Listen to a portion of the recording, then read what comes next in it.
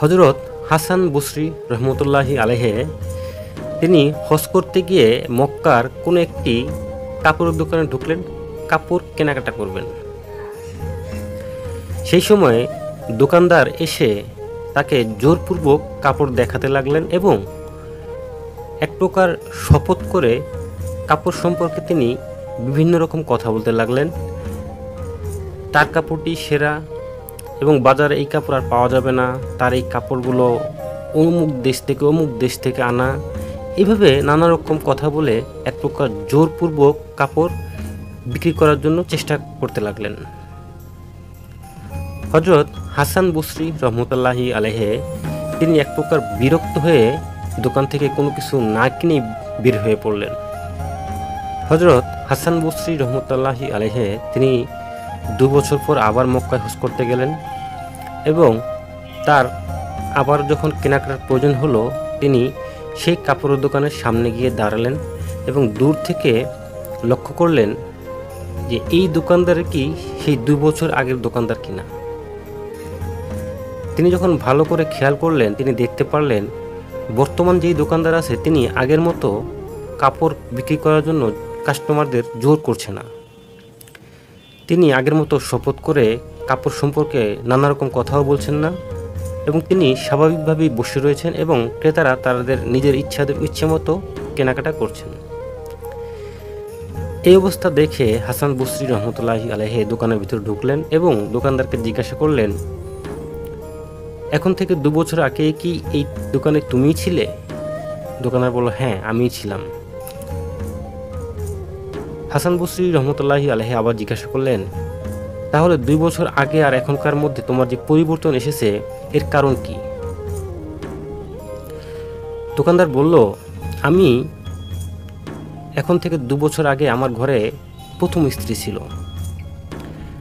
আমি দিন শেষে রাত্রে যত টাকা ইনকাম করে নিয়ে ঘরে যেতাম আমার প্রথম স্ত্রী সন্তুষ্ট হতো না, তার আরও প্রয়োজন ছিল। সে অল্প টাকা দেখলে আমার উপর খুব রাগ করত, কটাক্ষ করে অনেক ছোট বড় কথা বলে ফেলত এবং আরও বেশি করে রোজগার করার জন্য জোরপূর্বক বিভিন্ন রকম উপায় বলে দিত। আমি এক প্রকার বিরক্ত হয়েই দোকানে এসে কাস্টমারদেরকেও জোর করতাম কাপড় বিক্রি করার জন্য এবং এই হারাম উপার্জন আমি মোটেও পছন্দ করতাম না। তাই সবসময় আল্লাহর কাছে দোয়া করতাম, এই হারাম উপার্জন থেকে যেন আমাকে রক্ষা করুন। একটা সময় আল্লাহ তাআলা আমার কথা শুনেছেন, আমার প্রথম স্ত্রী মারা গেছেন। তারপর আমি দ্বিতীয় বিবাহ করি। দ্বিতীয় বিবাহ করার পর প্রথম যখন আমি দোকানে আসার জন্য ঘর থেকে বের হব সেই সময় পিছন থেকে আমার স্ত্রী আমাকে ডেকে আমাকে বলে, আল্লাহকে সবসময় ভয় করে চলাফেরা করবেন, হারাম উপার্জন করবেন না, সবসময় হালাল উপার্জন করবেন। হালাল উপার্জন করে অল্প টাকা ঘরে নিয়ে আসলো আমি সেটাকে সমাদরে গ্রহণ করব। যদি কোনো সময় টাকা নাও নিয়ে আসেন সেই সময় আল্লাহ ফয়সালা মনে করে না খেয়ে শুয়ে পড়ব। তারপরও হালাল উপার্জন করবেন, হারাম মোটেও করবেন না। তারপর থেকে আমি কখনই আর কাস্টমারদেরকে জোর করি না এবং শপথ করে কোনো মিথ্যে কথাও বলি না। এই হচ্ছে আমার 2 বছরের মধ্যে পরিবর্তন হওয়ার কারণ। তারপর হাসান বসরি রহমতুল্লাহি আলাইহি সেখান থেকে কিছু কেনাকাটা করে ফেরত গেলেন। এই ঘটনাটি থেকে কিছু শিক্ষণীয় বিষয় রয়েছে,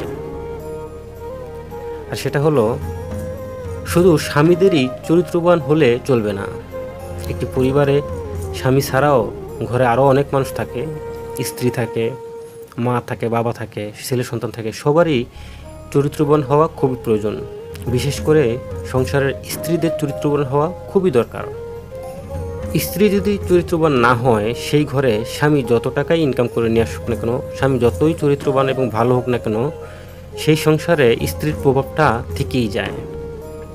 তাই আমিও বলবো একটি সংসারে স্বামীর পাশাপাশি স্ত্রীদেরকেও খুবই চরিত্রবান এবং সৎ এবং আল্লাহ তাআলার ফয়সালার উপরে ধৈর্য ধারণ করতে হবে। তো বন্ধুরা, আজকের এই ভিডিওটি কীরকম লেগেছে? যদি ভালো লেগে থাকে তাহলে অবশ্যই লাইক দিয়ে শেয়ার করে দেবেন আপনার বন্ধুদের কাছে। আমার চ্যানেলটি যদি আপনাদের কাছে বেশি ভালো লেগে থাকে তাহলে তো কোনো কথাই নেই, সাবস্ক্রাইব করবেন, পাশে থাকা বেল বাটনটি অন করে দেবেন। সবাই ভালো থাকবেন, সুস্থ থাকবেন। আল্লাহ হাফেজ। আসসালামু আলাইকুম ওয়া রাহমাতুল্লাহি ওয়া বারাকাতুহু।